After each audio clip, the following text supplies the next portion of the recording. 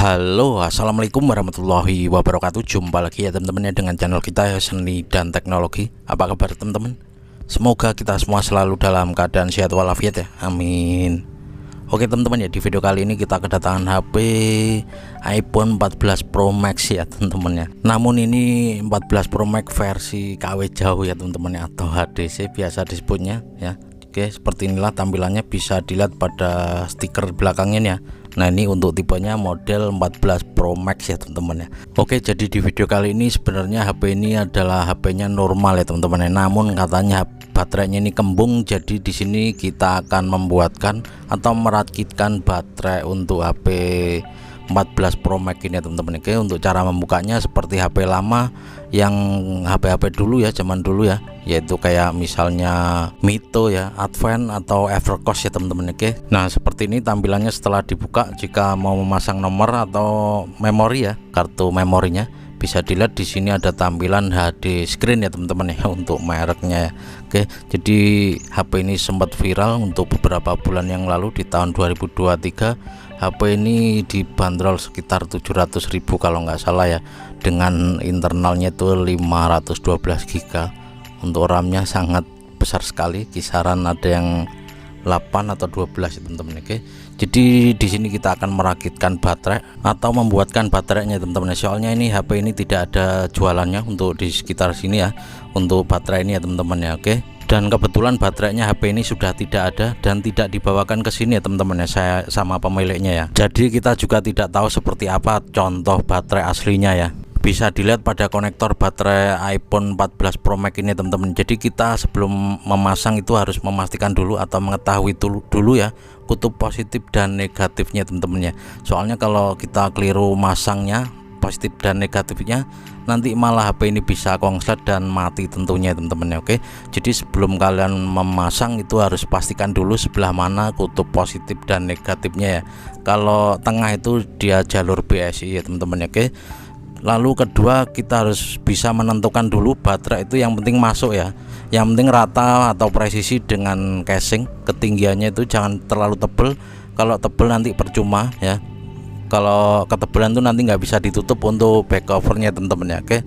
Oke, dan HP ini telah kita ukur atau kita cari kutub positif dan negatifnya, dan untuk kutub positif itu berada pada sebelah kiri dan untuk groundnya itu di sebelah kanan ya, dan yang tengah itu adalah BSI. Misalnya ini contoh ya, ini Nokia lama ya, baterai BL5 kita pasang di sini ya teman-teman ya. Apakah hidup? Ya tentunya hidup ya teman-teman ya. Sebenarnya untuk semua tipe baterai itu sama, yang membedakan hanya kakinya saja ya.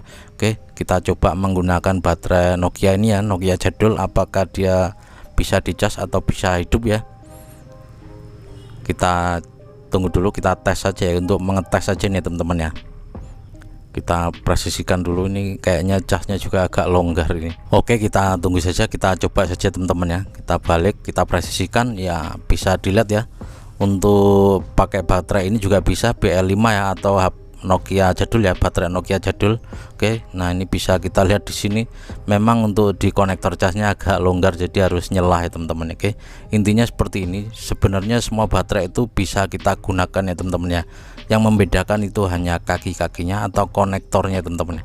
Intinya jangan sampai keliru atau terbalik untuk memasang jalur pada kutub positif dan negatifnya teman-teman. Kalian bisa gunakan multitester ya teman-teman ya, untuk mencari atau menentukan kutub positif dan negatifnya. Oke, di sini kita akan menggunakan, kebetulan ini ada baterai Asus ya, ini dulu masih baru karena jarang pemakainya ya, jadi udah usang ini baterai, tapi baru ya teman-teman ya.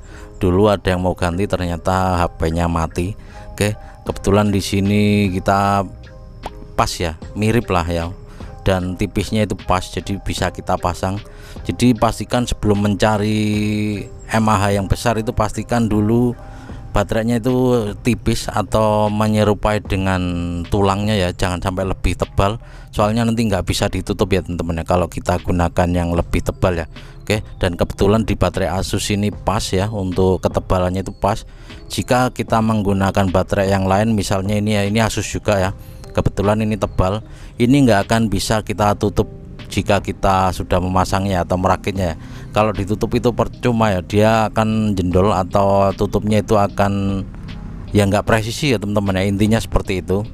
Jadi sebenarnya bisa, namun jika kalian kepepet adanya baterai yang tebal, oke, jadi ya bisa juga, namun ya itu untuk tutupnya nggak bisa presisi ya teman-teman ya, bisa dilihat karena dia lebih tebal dengan tulangannya ya. Nah ini dia jendol gitu ya teman-teman kalau ditutup. Bagaimana jika kita mau menggunakan baterai Oppo atau Vivo? Bisa juga ya teman-teman, semua baterai bisa, yang penting itu kita paskan dulu untuk ketebalannya teman-teman. Kalau untuk ukuran mAh nya itu ya terserah kalian ya, yang penting itu ukurannya ketebalannya itu pas dulu dengan HP-nya teman-teman ya. Oke, nah ini kalau misalnya ini Vivo lama ya, ini ada casingnya, ini ya bisa kalau kita lepaskan dulu untuk casing platnya itu tadi ya teman-teman. Intinya di ketebalannya dulu. Nah misalnya ini ya, kita coba kita tutup ya, kita gunakan HP baterai yang ini, yang Asus ini ya, yang akan kita gunakan ini. Selanjutnya kita tutup ya, dia rata ya teman-teman ya. Itu maksudnya dari kita cari ketebalan itu yang usahakan yang sangat tipis ya. Oke, bisa dilihat di sini untuk backdoornya bisa kita tutup rata dan rapi tentunya teman-teman, karena ketebalannya itu pas atau sama untuk ketebalan baterainya. Jika kita gunakan baterai yang tebal, dia nggak akan bisa ditutup ya. Misalnya ini kita tes gunakan Asus, baterai Asus yang tebal. Oke, bisa dilihat seperti ini. Kalau kita tutup nggak akan bisa ya, kita coba saja. Oke, nah ini dia jendol ya teman-teman ya, nanti resikonya malah LCD-nya kedorong dan lepas, bisa malah pecah ya. Oke, jika sudah menemukan baterainya, selanjutnya tinggal kita solderkan saja ya, kita tambahkan kabel. Oke, kita tambahkan kabel dan kita solder saja sesuai pada kutub-kutubnya tadi ya teman-teman ya. Kalian lihat juga untuk di kutub baterai yang di Asus ini ya, untuk plus atau minnya itu di sebelah mana, kita sesuaikan saja. Nah ini bisa terlihat pada fleksibel dari baterai Asus ini ya teman-teman ya. Untuk di positifnya ini di sebelah kanan atau pinggir ya, dan untuk groundnya atau negatif itu di sebelah kiri ya teman-teman ya. Oke, nah ini bisa dilihat ya, kita fokuskan. Setelah fokus, nah ini bisa terlihat ya, tinggal kita tambahkan saja kabel besar bekas casan itu atau kabel jumper juga bisa teman-teman. Oke, bisa dilihat ini untuk plusnya itu sebelah kanan dan untuk groundnya itu sebelah kiri ya, dan untuk tengahnya itu BSI ya teman-teman ya, jalur BSI ya. Oke, kalian bisa langsung menjumpernya teman-teman ya. Oke, langsung saja kita jumper pada baterainya, selanjutnya bisa kita solderkan pada HP-nya teman-teman ya. Dan ini adalah baterai setelah kita kasih kabel jumper ya, kita menggunakan kawat jumper. Bisa dilihat hanya seperti ini saja. Oke, nah seperti ini. Selanjutnya tinggal kita solderkan langsung ke HP-nya teman-teman ya, biar lebih mudah. Untuk mereknya kita taruh di bawah ya, biar tidak terlalu jauh untuk ininya ya, apa posisi kabel ini ya, konektor baterainya nih teman-teman. Oke, hanya kita taruh seperti ini dan nanti kita lem atau kita kasih double tip juga bisa. Oke, di bawahnya ini kita kasih lem atau double tip juga bisa. Kalian juga bisa menggunakan kabel bekas casan atau menggunakan kawat jumper seperti ini di double juga bisa ya. Ya yang mudah saja menurut kalian adanya yang mana ya, tinggal gunakan itu saja teman-teman ya. Oke, langsung saja kita solder mengikuti jalurnya ya, positif ke positif dan negatif ke negatif. Untuk BSI nya ke BSI teman-teman ya, kita solder semua. Oke, semuanya sudah tersolder ya teman-teman. Nanti bisa kita rapikan serapi mungkin. Sekarang kita tes dulu, kita hidupkan, atau bisa kita tes kita cas ya teman-teman ya. Semoga saja langsung bisa.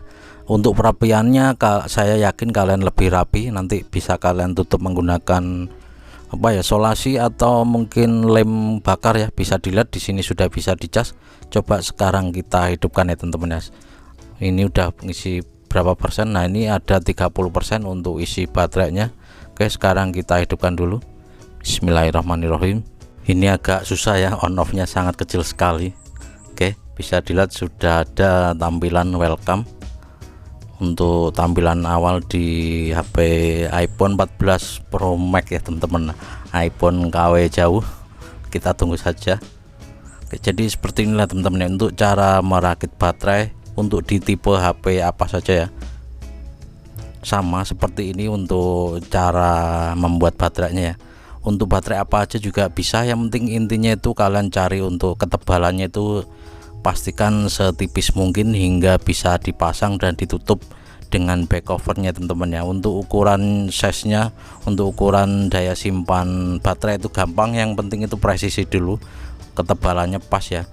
Selanjutnya bisa kita cari untuk ukuran mAh nya ya, syukur-syukur dapat yang lebih besar ya teman-teman. Oke, bisa dilihat sudah hidup. Sekarang bisa kita cek untuk tipe ataupun ini ya, memorinya teman-teman ya. Ini dulu sempat viral ini HP ini ya, banyak yang ketipu karena internalnya besar ya. Memori internalnya itu sekitar 512 GB ya teman-teman ya. Oke, bisa dilihat di sini tentang ponsel ya.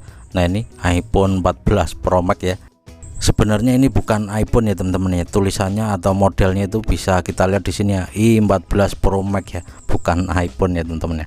Oke, untuk RAM-nya ini sekitar 12 dan internalnya itu 512 ya teman-teman ya. Oke, intinya seperti inilah ya teman-teman ya, cara ganti baterai atau merakit baterai pada HP i14 Pro Max. Semoga saja video ini bisa bermanfaat ya, kalian bisa terapkan metode ini di HP apa saja. Intinya yang penting cari baterai yang tipisnya mirip sama, jadi bisa ditutup ya teman-teman ya. Oke, selanjutnya bisa kita lem dulu atau kita bisa gunakan double tip ya teman-teman ya. Kita di sini akan menggunakan lem saja biar lebih kuat, tidak gampang putus atau lepas. Dan untuk di atasnya kita bisa gunakan solasi ataupun lem bakar ya, biar agak kuat ya teman-teman ya. Oke, di sini kita gunakan lem saja, sedikit saja, nggak usah banyak-banyak ya. Kita kasih 4 titik saja seperti ini. Ini sudah sangat kuat sekali teman-teman ya. Oke, selanjutnya tinggal kita tutup menggunakan solasi ataupun lem bakar ya, untuk di jemperannya atau solderannya itu biar lebih kuat ya teman-teman ya. Kita percepat proses perapiannya atau penutupan ini ya, untuk di jemperannya. Oke, bisa dilihat sudah selesai. Jadi seperti inilah intinya teman-teman ya, cara merakit atau membuat baterai pada i14 Pro Max. Semoga video ini bisa bermanfaat. Sekali lagi terima kasih yang udah klik video ini, jangan lupa dibantu like ya, di subscribe dan komen jika nanti ada yang ditanyakan ya teman-teman ya. Kita ketemu lagi di video selanjutnya dan saya akhiri, wabillahi taufik wal hidayah dan wassalamualaikum warahmatullahi wabarakatuh.